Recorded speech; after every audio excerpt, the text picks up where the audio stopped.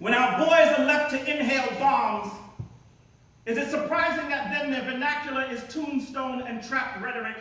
Today I bought flowers to mourn a child's mouth being stretched into fuckboy because using the word partner seemed like he had to give up too much of himself. To be attached to someone else's body that way, to rest in this term, was to him broken comfortable, was unacceptable in a world where the rougher the skin, the more brittle the bone, which, by the way, I find out later on was the point of the conversation. It was to bone, to debone, to score the skin from flesh, to leave her wanting even after being given so much, he says. He said he didn't even remember her name, but could describe the hued pigment of her areola as it carried his children across its circumference, these boys. Our forgettable babies, die-tossed into the wind to have fate dictate how they offer love, offer themselves, offer nothing except a gentrified embrace full of construction and draft, never taught how to hold their own bodies long enough to recognize touch and space and the joy in the way fingers are decayed poetry on the soft of any neck when invited to it.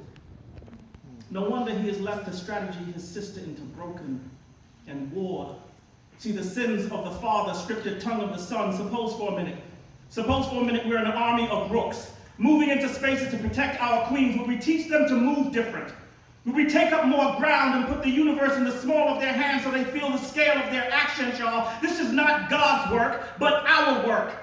We who have been born into a world in explosion, a shadow of shrapnel, the aftermath of which is poured into our mouths, and this is the language we inhale and swap breath with our boys. This is our fault.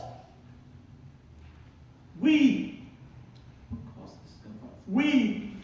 who leave breadcrumbs dipped in hemlock for boys that follow footsteps. And when it consumes them, it will caution their hearts.